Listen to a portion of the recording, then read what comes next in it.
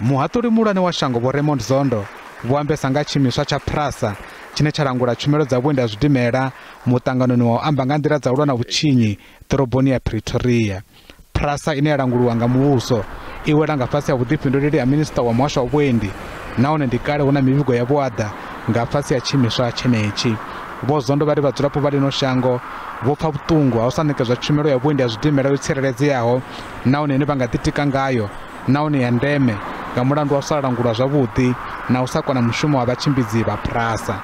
It seems to me that probably the best place to start with in the context of the evidence that was heard by the Commission is that Prasa.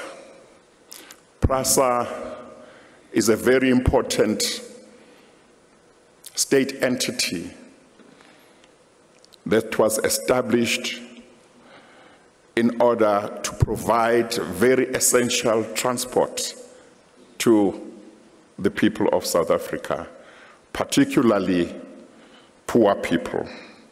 But Prasa has not been able to provide a safe and reliable transport service to poor people in our country. Vho Zondo vha ri ndi zwa ndeme uri tshanda tsha mulayo tshi thome u shuma kha tshumelo ya vhuendi ha zwidimela ya Prasa.